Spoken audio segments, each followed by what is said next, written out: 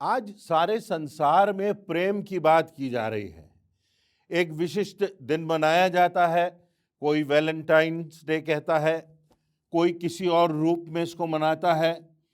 प्रेमी प्रेमिका के बीच में बातचीत होती है, पर वास्तव में होता यह है कि आज के संसार में जो ईश्वरीय प्रेम है उसको लोग भूलते जा रहे हैं।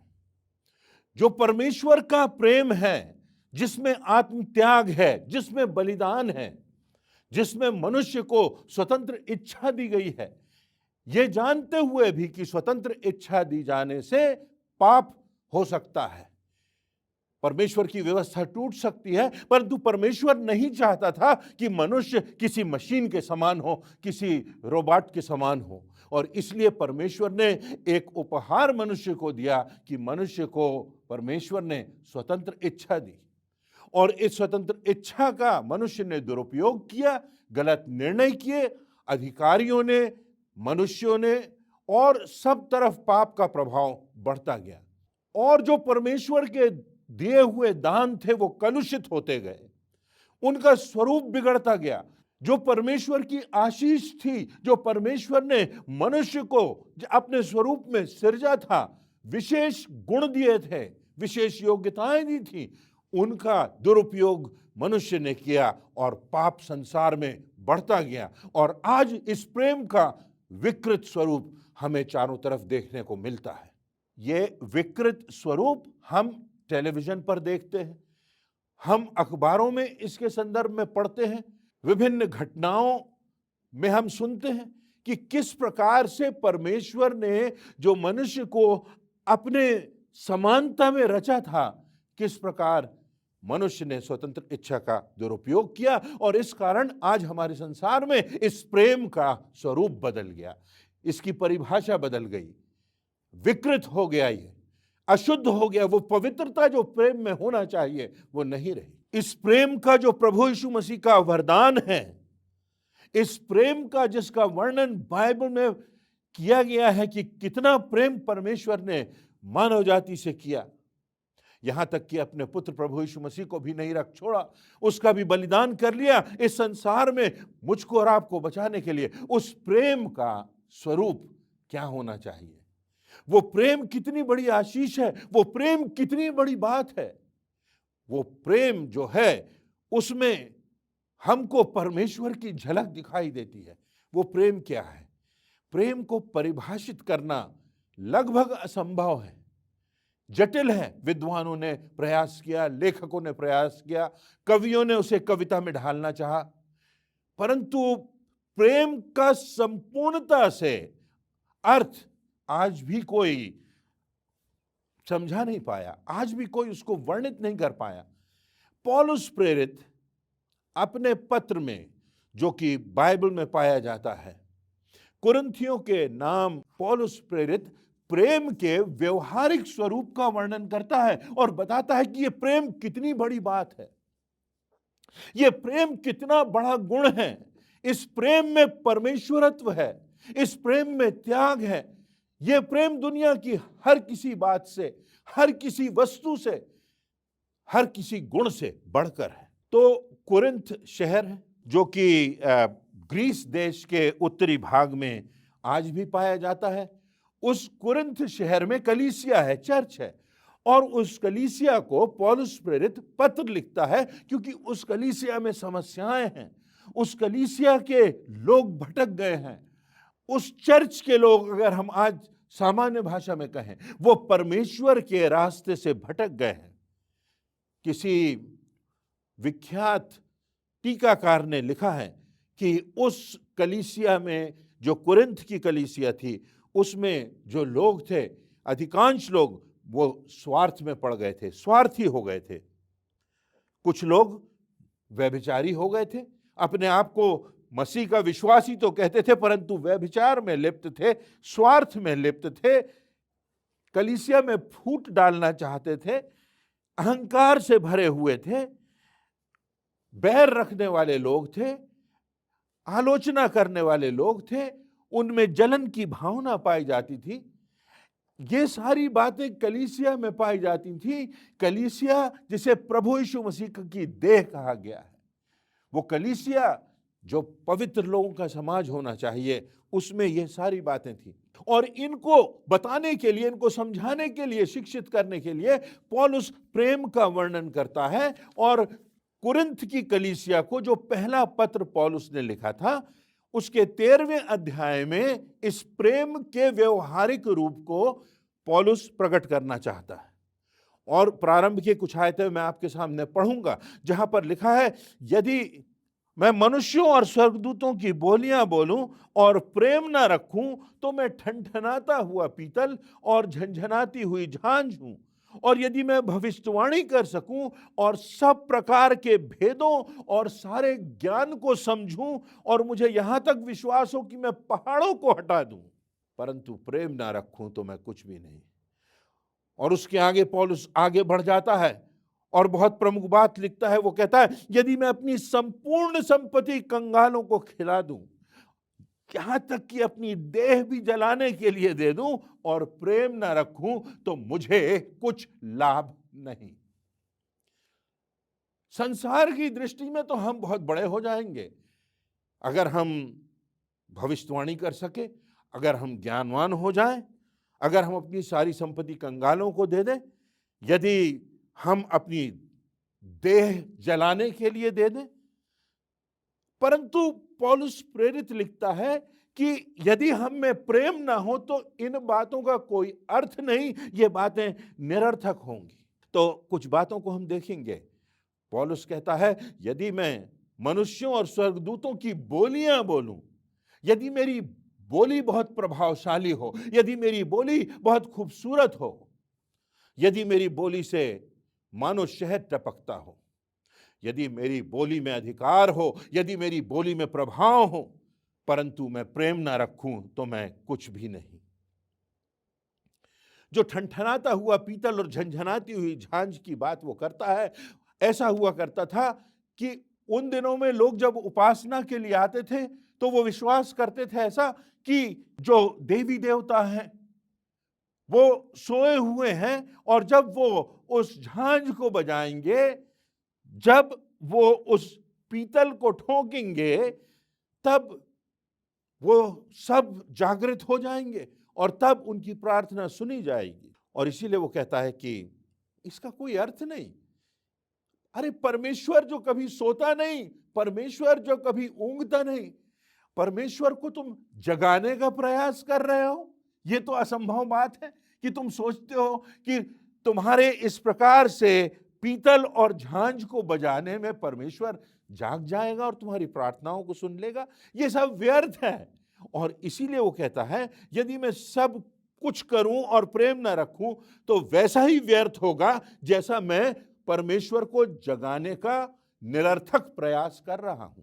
किसी सुप्रीम कोर्ट के मुख्य न्यायाधीश का निर्णय होता है, वो बहुत बड़ी बात होती है, क्योंकि उस बात को कोई चुनौती नहीं दे सकता।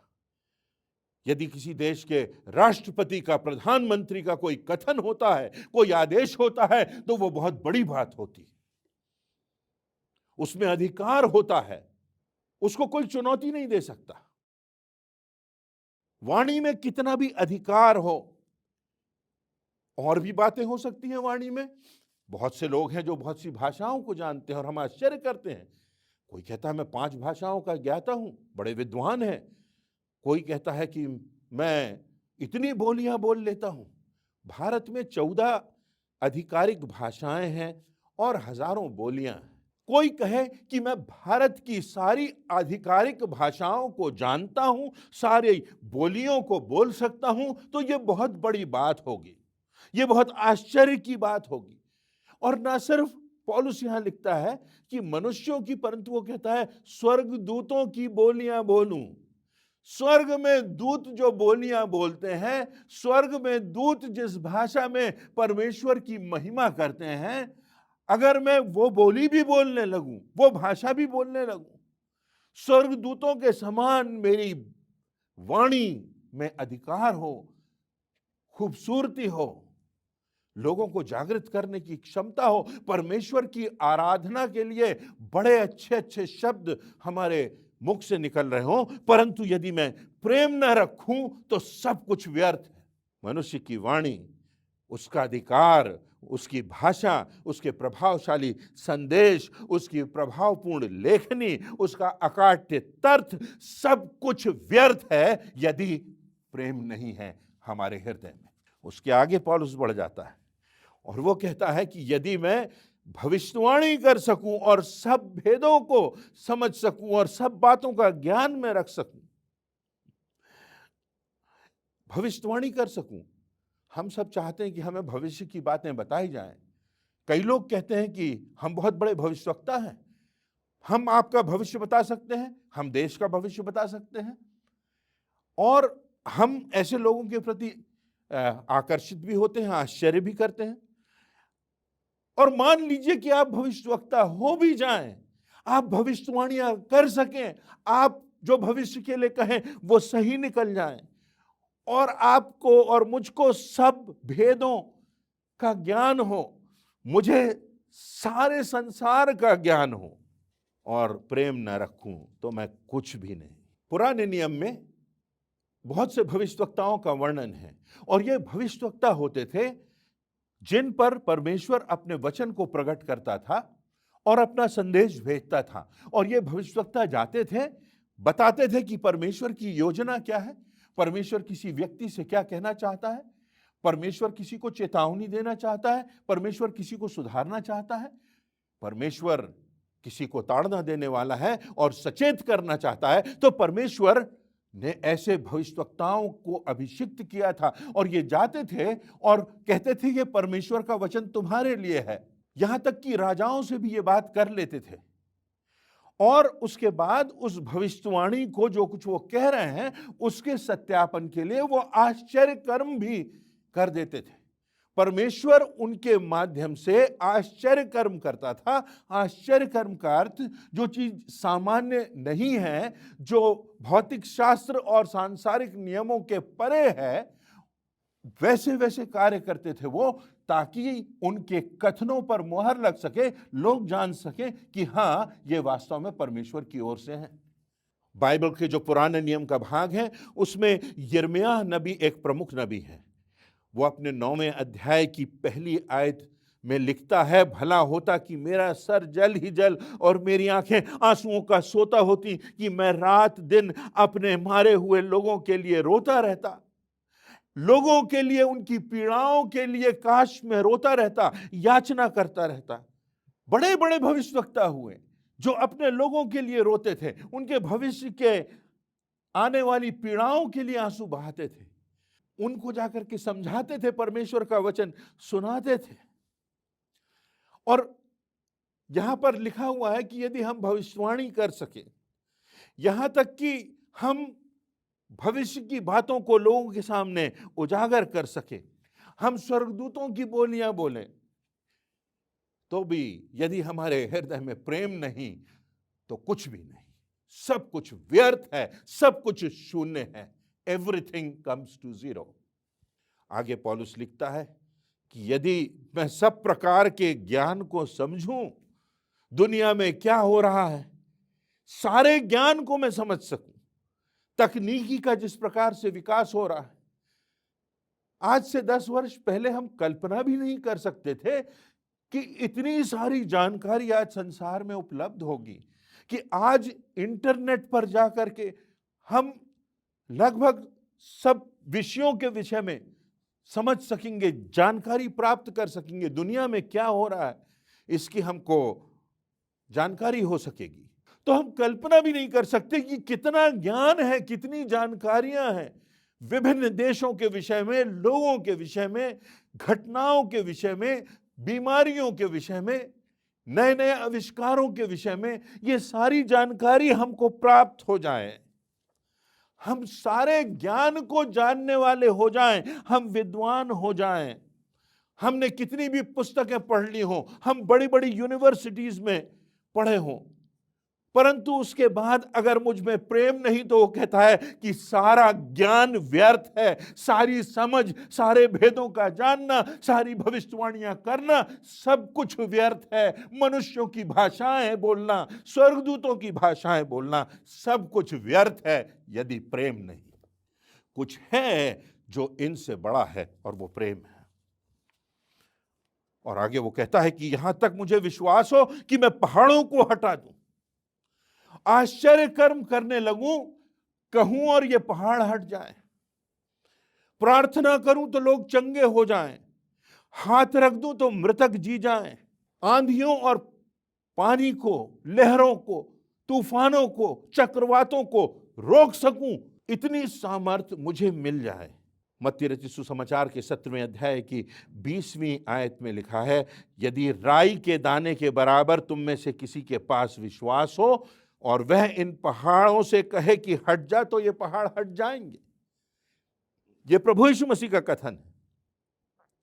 थोड़ा सा विश्वास भी हो तो पहाड़ हट जाएंगे, जिंदगी की समस्याएं हट जाएंगी, जिंदगी के पर्वत शिखर हमारे लिए धाराशायी हो जाएंगे, हमारे लिए समतल मैदान के समान हो जाएंगे। तो कहता है कि मैं आश्चर्य कर्म कर सकूं, मैं कहूं और पर्वत हट जाए, परंतु यदि प्रेम नहीं तो सब कुछ व्यर्थ है। और एक कदम आगे चला जाता है पौलुस, वो लिखता है यदि मैं अपनी संपूर्ण संपत्ति कंगालों को खिला दूं, जितना कुछ मेरे पास है सब कुछ दान में दे दूं गरीबों के लिए। हम भी कभी दान देते हैं तो चाहते हैं बड़ा नाम हो, लोग जाने, कहीं पत्थरों पे हमारा नाम लिखा हुआ हो, किन्हीं किताबों में हमारा नाम आ जाए, कहीं कोई टेलीविज़न की न्यूज़ में इस बात की जानकारी लोगों तक पहुंच जाए कि हमने कितना बड़ा दान किया है, हमने कितना बड़ा त्याग किया है। और सारी संपत्ति, जितनी संपत्ति हो, हमारे बाप दादों की संपत्ति, विरासत में मिली संपत्ति, सब कुछ मैं कंगालों को खिला दूं, भूखों को खिला दूं, कंगालों को बांट दूं, परंतु यदि प्रेम न रखूं तो कुछ भी नहीं। कोई महत्व नहीं ऐसे दान का, कोई महत्व नहीं ऐसे ज्ञान का, कोई महत्व नहीं ऐसे वरदानों का, कोई महत्व नहीं भविष्यवाणी करने की क्षमता का, कोई महत्व नहीं भाषाओं को जानने का, कोई महत्व नहीं बड़ी बड़ी बातों को कारगर करने का, यदि प्रेम ना हो। और आगे चला जाता है पौलुस और कहता है यदि मैं अपनी देह जलाने को दे दूं, इतना बड़ा त्याग कर दूं कि अपनी देह का ही बलिदान कर दूं, किसी काम के लिए मैं अपनी देह को भी समाप्त कर दूं, गलत हो रहा है और उसके लिए मैं अपनी जान दे दूं, बलिदान करने के लिए आगे बढ़ जाऊं। आजकल हम सुनते हैं सुसाइड बॉम्बर्स के लिए जो किसी बड़ी योजना के तहत अपनी जिंदगी को दांव पर लगा देते हैं, अपने शरीर को विनाश कर लेते हैं, किसी बड़ी मिशन में शामिल हो जाते हैं, कहते हैं ये बहुत बड़ी हमारी जिंदगी की मिशन था, विध्वंस करने के लिए, ऐसा विध्वंस कि हमारे देह भी समाप्त हो जाए, हमारे प्राण भी चले जाए, पर इस बात को पूरा करना है, इस मिशन को, इस उद्देश्य को पूरा करना है। कितने लोगों की जान चली जाती है, कितने मासूमों का जीवन समाप्त हो जाता है, कितने विस्फोटक स्थिति हो जाती है, लोग तबाह हो जाते हैं, जो शहरों के व्यवसायिक इलाके हैं वो ध्वस्त हो जाते हैं, मानव जीवन खतरे में पड़ जाता है ऐसे लोगों से। पर पौलुस कहता है कि अगर मैं अपनी देह भी जलाने के लिए दे दूं, अपनी देह का परित्याग करने के लिए भी मैं तैयार हो जाऊं, परंतु यदि प्रेम ना रखूं तो मैं कुछ भी नहीं। पौलुस कह रहा है हमारा कितना भी बड़ा नाम हो जाए, हम कितनी भी बड़ी धनराशि दे दें, हम कितना भी बड़ा सम्मानजनक कार्य कर दें, हम कितना भी बड़ा आविष्कार कर दें, हम कितनी भी बड़ी बड़ी बातें कह दें, हम कितने बड़े बड़े अधिकार रख लें, परंतु अगर प्रेम नहीं तो कुछ भी नहीं। प्रेम के बिना सब कुछ व्यर्थ है। किसी ने कहा है जब हम झगड़ते हैं तो हमारा व्यवहार जानवरों के समान हो जाता है। जब हम बुराई करते हैं या दोषारोपण करते हैं तो हमारा व्यवहार मनुष्यों के समान होता है, परंतु जब हम प्रेम करते हैं तो हमारा व्यवहार परमेश्वर की समानता में होता है। क्या हमारे हृदय में वो प्रेम है? क्या हमारे हृदय में हमने उस सच्चे प्रेम को समझा है, उसको स्वीकारा है, उसको जाना है? ये प्रेम जो है वो मनुष्यों की विभिन्न भाषाओं को जान लेने से, स्वर्गदूतों की बोलियां बोल लेने से, संसार के सारे ज्ञान को प्राप्त कर लेने से, बड़े बड़े आश्चर्य कर्म कर देने से, भविष्यवाणियां कर देने से, अपने संपूर्णता से अपनी संपत्ति कंगालों को खिला देने से, अपनी देह बलिदान के लिए भी दे देने से कहीं बड़ी बात है जो प्रेम की बात है। परमेश्वर ने अपना प्रेम प्रकट किया। यूहन्ना रचित सुसमाचार उसके 3 अध्याय की 16वीं आयत में लिखा हुआ है, जो बहुत जानी पहचानी आयत है, जिसको कहते हैं संपूर्ण बाइबल का सारांश मानो एक आयत में आ गया है कि परमेश्वर ने जगत से ऐसा प्रेम किया कि उसने अपना एकमात्र पुत्र दे दिया, ताकि जो कोई उस पर विश्वास करे वो नाश न हो परंतु अनंत जीवन पाए। परमेश्वर ने मुझे और आपको बचाने के लिए, हमारी जिंदगी को बचाने के लिए, हमारी जिंदगियों को सार्थक बनाने के लिए, हमारी जिंदगियों में एक उद्देश्य देने के लिए और मृत्यु के बाद अनंत जीवन और स्वर्ग के राज्य में प्रवेश करने के लिए। और इसीलिए पौलुस प्रेरित ने प्रेम की जो व्यवहारिक शिक्षा है वो दी कि लोग उस प्रभु यीशु मसीह के प्रेम को समझें कि प्रभु यीशु मसीह ने कैसा प्रेम किया। जो प्रेम करने लायक लोग नहीं थे, ऐसे लोगों से प्रभु ने प्रेम किया। जो शत्रु थे, जो दुश्मन थे, यहां तक कि जिन्होंने उसकी जान ले ली, जिन्होंने उसकी हत्या कर दी, उन तक से प्रभु यीशु मसीह ने ऐसा प्रेम किया कि परमेश्वर से वो क्रूस पर प्रार्थना कर रहा है कि हे पिता इन्हें क्षमा कर, क्योंकि ये नहीं जानते कि ये क्या करते हैं। ऐसे लोगों को जिन्होंने प्रभु यीशु मसीह को मृत्यु दंड दिलाया था, जिन्होंने प्रभु यीशु मसीह की हत्या में जो शामिल थे, ऐसे लोगों को प्रभु यीशु मसीह स्मरण कर रहा है अपनी अंतिम सांसों में और कहता है इन्हें क्षमा कर। अगर परमेश्वर उन्हें क्षमा कर देगा तो वो उनका तो उद्धार हो गया, उनका तो मोक्ष हो गया। क्यों? क्योंकि परमेश्वर ने प्रभु यीशु मसीह के माध्यम से अपने प्रेम को प्रकट किया। प्रभु यीशु मसीह ने अपने प्रेम को इस हद तक प्रकट किया कि उसने निष्कलंक और निष्पाप होकर भी हम सबों के लिए अपनी जान दे दी और मृत्यु पर विजय प्राप्त करके आज भी वो जीवित है। हमारे हृदय में क्या वो प्रेम है?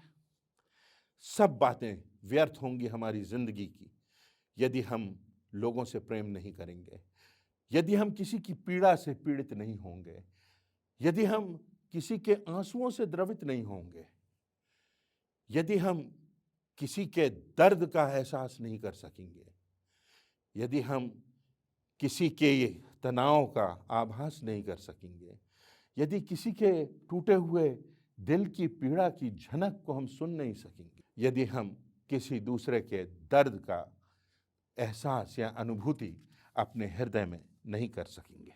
इस प्रेम को हम तब जानेंगे जब हम समझेंगे कि परमेश्वर ने हमसे कितना प्रेम किया, अपनी समानता में हमको बनाया, स्वतंत्र इच्छा दी, कुछ सीमाएं दी जिन पर चलकर हम संपूर्णता का एहसास कर सकते हैं, संपूर्ण आनंद का एहसास कर सकते हैं, परमेश्वर से सहभागिता का एहसास कर सकते हैं, अपनी जिंदगी में विजयी होने का एहसास कर सकते हैं, अपनी अंतरात्मा में सामर्थ्य पा सकते हैं, जिंदगी की विषमताओं से गुजर सकते हैं।